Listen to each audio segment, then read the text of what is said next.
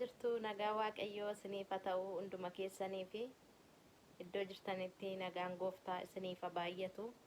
Gooftaatti kan jaallatamtan hundumtu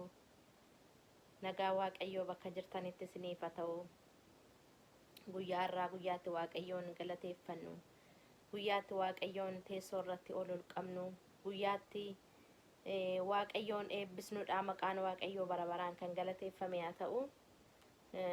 Baroonni keessa jirru baroota rakkisaa, guyyoonni darbanii dhufanii guyyoota rakkisaa yoo ta'an iyyuu isan dumaa danda'u golga sandumaa caaluu Kiristoos jalatti irkannee nuyi hundumaa biyya lafaas immoona jechuudha. Kanaaf maqaan waaqayyoo guddaa kan galateeffame haa ta'u. Obboloota koo nagaa ta'uun in caalaa waan hundumaarraa.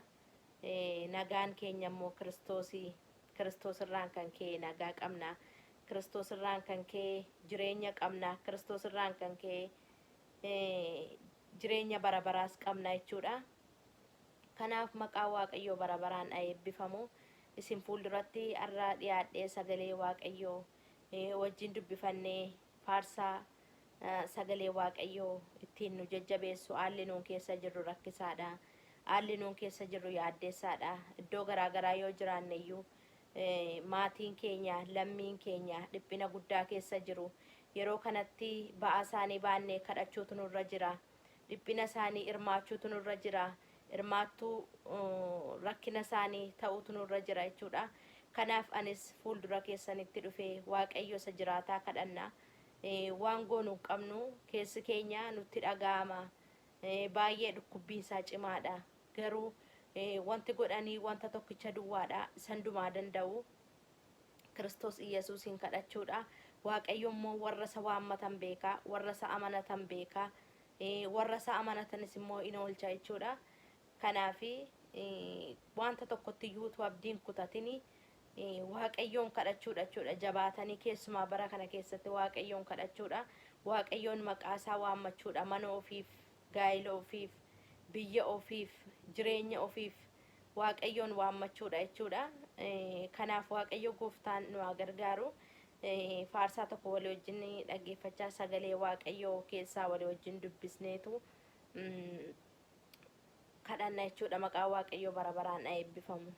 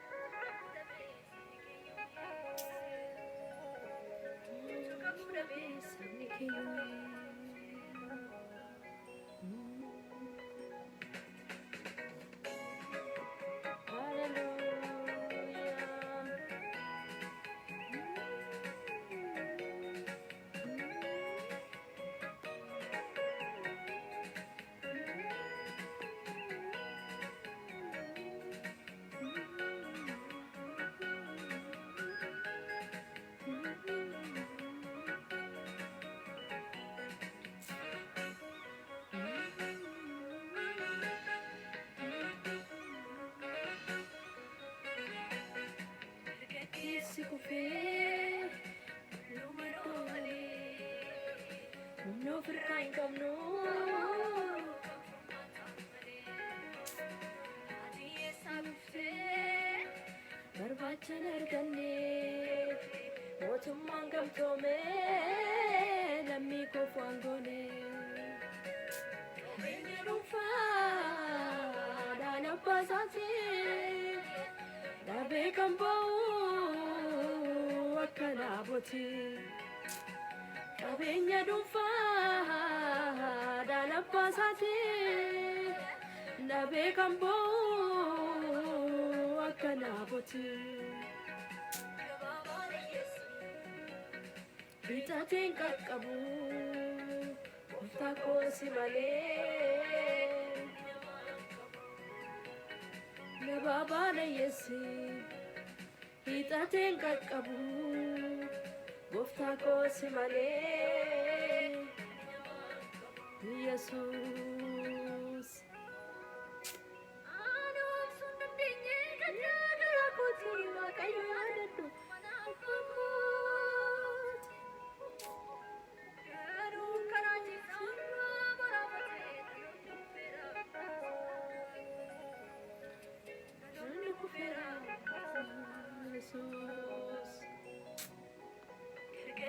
si kufee dullumero malee kan furmaata malee ati eessaa kuftee barbaachan arganne mootummaan gamtoome lammii koof waan goone Yesus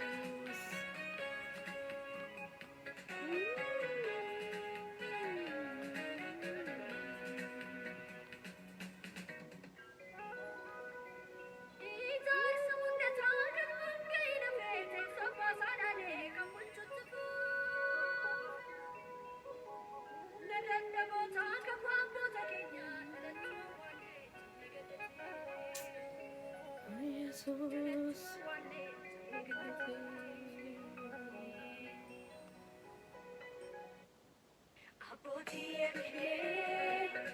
kunti gaddaniiru utuu yeroon jiru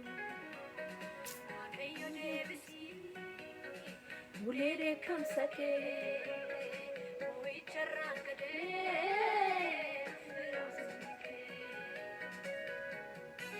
Yesus maaloo deebisi ulee dheekkamsa kee gooftaa koo maaloo deebisi ulee dheekkamsa kee gooftaa Yesus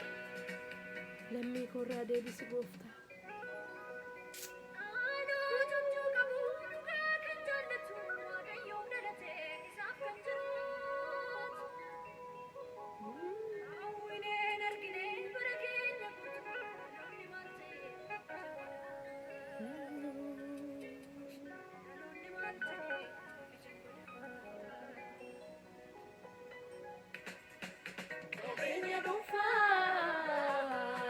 Pasati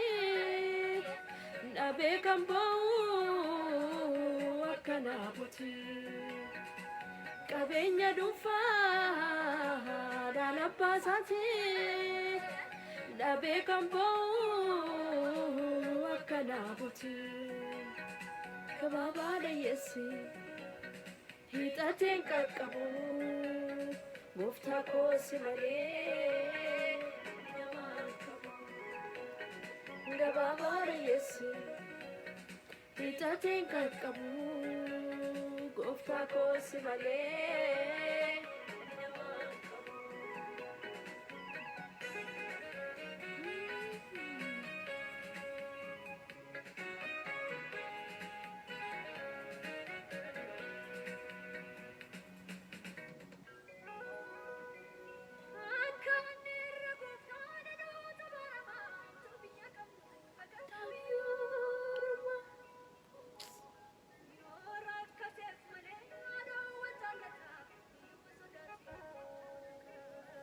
Galanni waaqayyoof haa ta'u.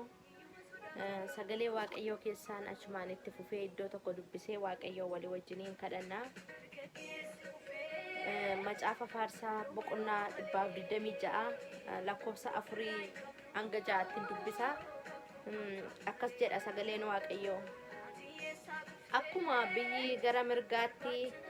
manii bishaan isaa guutee deebiftee akkuma biyya gara mirgaatti maniin bishaan isaa gogee deebiftee guutu yaa waaqayyoo iddootti nu deebisii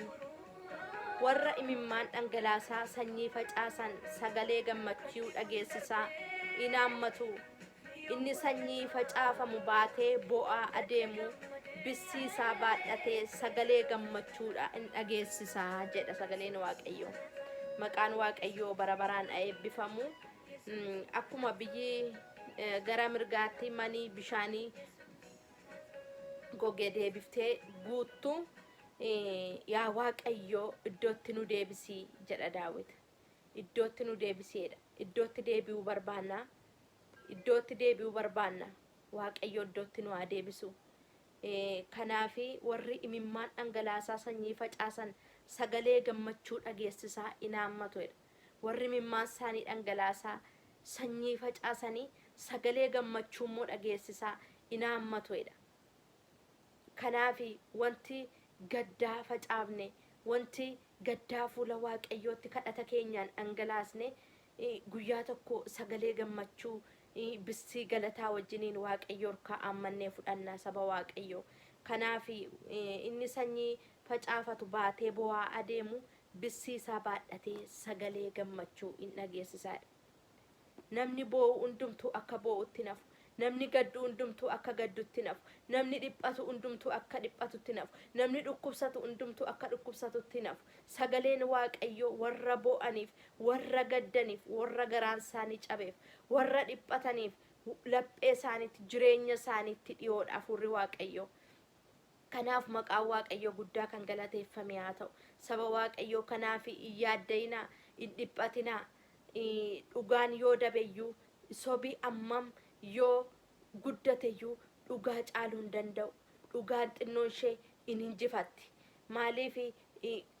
waaqayyo warra dhugaa qabu warra karaa isaarra deemu warra karaa dhugaa falmatu warra karaa dhugaarra deemudha kan inni tajaajilu sababii ta'eef waaqayyo waaqa dhugaati waaqayyo takkaa sobaa wajjin dhaabbatee hin beeku waaqayyo takkaa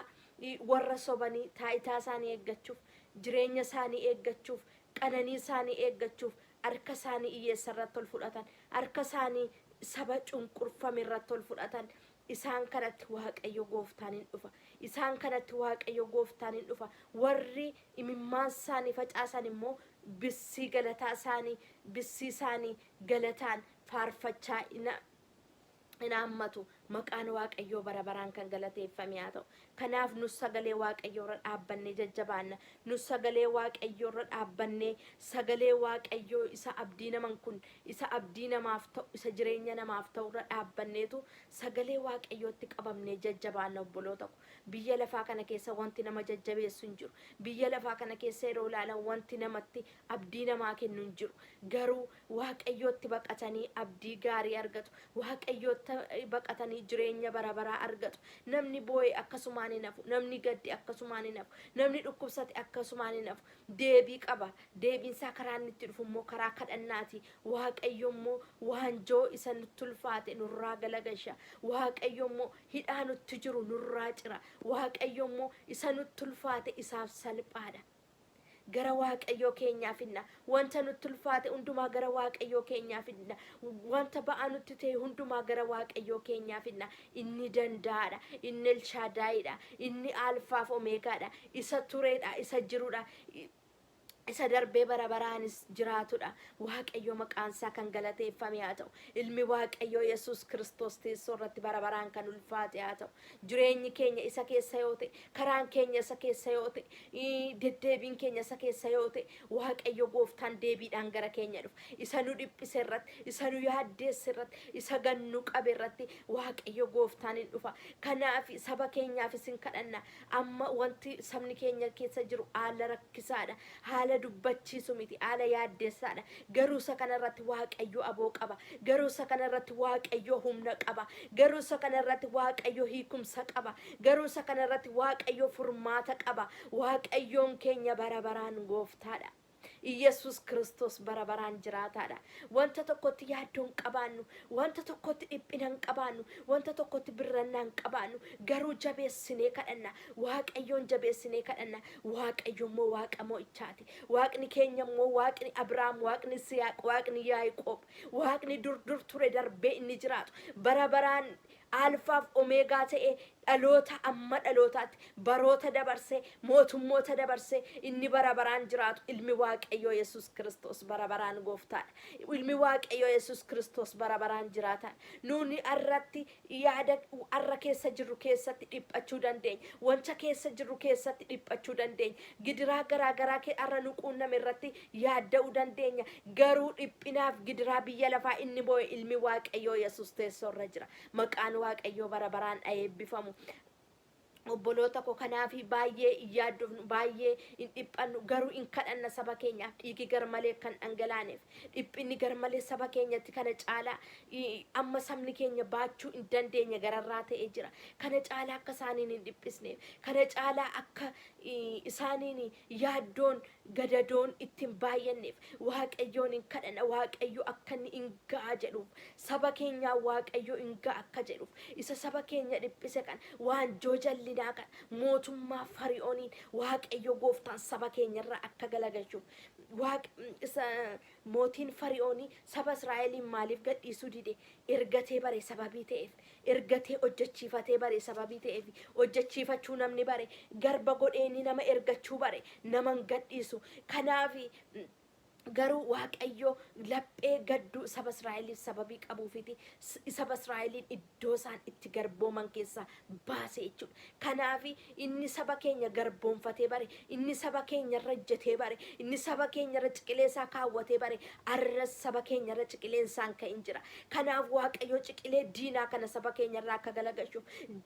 ergaa jallootaa kana mari'aa jallootaa kana waaqayyo akka diiguuf nummoo jabaannee ijoolleen waaqayyoon hin kadhanna. Yesus Kristos immoo wajjini lolli keenya lola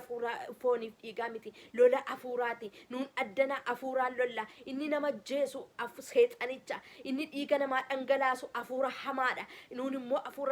afuura hamaa sanaan mormina maca afuura dukkanaatiin mormina maqaa Yesuusin lafa keenya kan qabate maqaa Yesuusin jireenya keenya kan qabate maqaa Yesuusin dhaloota kan qabate maqaa Yesuusin biyya keenya kan qabate keessuma addaan baasee biyya keenya Oromiyaa irratti harkasaa kan ol fudhate maqaa Yesuus gooftaatiin akka inni rukutamuuf maqaa Yesuus gooftaatiin mariyaan jalloota akka diigamuuf maqaa gooftaa Yesuus Kiristoosiin itti dhufna maqaa gooftaa Yesuus sandumaa danda'uutiin itti dhufna yeroo kana mariyaan jallootaa diigamuu jalqaba yeroo kana mariyaan seexanaa diigamuu jalqaba yeroo kana mariyaan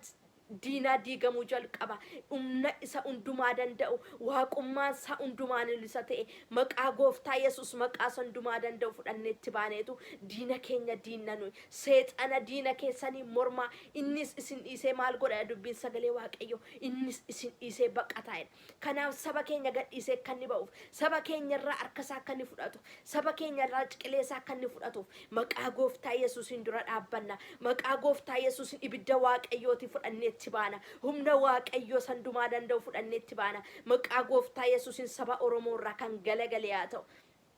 cunqursaan waggoota lakkoofsise bara amma barootaatti amma dhalannee of arginetti sabni keenya saba cunqursaa jala jirudha saba yaaddoon itti baay'ate saba guyyaadhaa guyyaatti dhiigni isaan qorre saba haadhiyyeessaa boossudha waaqayyo gooftaan immoo isaan kanaaf qajeelinaan hin farada maqaa gooftaa Yesuusin hin kadhannanu ijoolleen keessi kadhanna gooftaa maqaa gooftaa Yesuus Kiristoosiin lafa keenya irra akkati yaadattu dhaloota kan akkati yaadattu yaa waaqayyo gooftaa maqaa Yesuusin yaa waaqayyo jallinaan kan itti ba'e saba keenya irraa akka qabamuuf humni jallinaa kun saba keenya irraa akka qabamuuf maqaa gooftaa Yesuusin itti baaneerra galgala kanaa kaasee maqaa Yesuusin kan qabame haa ta'u ijoollee dargaggoota irratti yaa waaqayyo ajjeesuudhaaf gorra'uudhaaf qaluudhaaf inni ba'u maqaa gooftaa Yesuus Kiristoosiin kan qabame haa ta'u hojiin isaanii hundumtuu kan diigame haa ta'u mariyaan isaanii hundumtuu kan diigame haa ta'u yaa waaqayyo gooftaa sitti of laanneerra saba keenya sitti laanneerra mana keenya sitti laanneerra jireenya keenya sitti laanneerra yaa waaqayyo gooftaa karaan keenya hundumtuu kan keeti jireenyi keenya hundumtuu kan keeti nu ofii keenya deebinee kan ofii keenyaan taanu yaa waaqayyo sitti of laanneerra maqaa Yesuus Kiristoosiin yaa waaqayyo mariyaama jallinaa yaa waaqayyo sadhiiga dhalootaadhaan dhugu maqaa Yesuusiin ati lafa keenya irraa kaase maqaa Yesuusiin ati lafa keenya irraa kaase yaa waaqayyo gooftaa nuun iddoo yaa waaqayyo gooftaa iddoo nagaan jiru keessa iddoo yaa waaqayyo gooftaa nama najjeesne keessa iddoo dhiphina keessa hin jiru yoo ta'e yaa waaqayyo gooftaa ati carraa nuu laattee iddoo akkasii keessa yoo nu fidde nuun immoo saba keenyaaf gooftaa si kadhanna nuun immoo saba keenya warra dhiphataniif lammii keenya maatii keenya obbolaa keenya achi keessatti dhiphataniif gooftaa si kadhanna maqaa Yesuus Kiristoosiin hin geettiin jedhe saba kanaaf ati furmaata ta'e maqaa Yesuusiin nagaan kee lafa sanarra haa dhaqu eegumsi kee lafa sanarra haa dhaqu yaa waaqayyo gooftaa nu wajjin waan jirtuuf ulfaadhu bara baraan maqaan kee kan galateeffame haa ta'u sabni keenya imimmaan isaa facaasaa Mimmaasaa dhangalaasaa sanyii yoo facaaseyyuu galateeffachaa siin galateeffachaa akka inni bissii galataa baatu gooftaa amanannees kadhanneerra ati immoo nu dhageesseettaa bara baraan ulfaadhu gooftaa maqaan kee bara baraan eebbifamu maqaa gooftaa Yesuusiin ameen. Gooftaatti kan jaallatamtanii waaqayyo gooftaan isinaa eebbisu waaqayyo gooftaan isinii wajjin haa ta'u. Yeroo gabaabaa kana fudhadhee karaa ani sooshaal miidiyaan ittiin fayyadamuun isinii wajjiniin kadhachuuf kanan dhufe sabni keenya dhiphinarra jira gidiraa sabni keenya keessa jiru baay'ee guyyaadhaa guyyaatti dabalaa jira kanaafi waaqayyo gooftaan immoo akka inni saba keenya gargaaruu fi akka inni waaqayyo immoo harka saba keenya irra qabuu fi isinis gara keessaniin akkasin kadhattanii gamana waan isiniin jechuu barbaada waaqayyo gooftaan immoo iddoo isin jirtanitti isin haa eegu dhukkuba baraarraas waaqayyo nu haa eegu nagaa biyya keenyaaf adeebisu waaqayyo gooftaan hunduma keenyaa wajjin haa ta'u. Anna ilaaltan hundumtuu eebbifamaa. YouTube koo kana laayikii godhaa, sheerii godhaa, sabiskiraayibii gochuun maatii naaf ta'a. Baay sagantaa koo xumureera.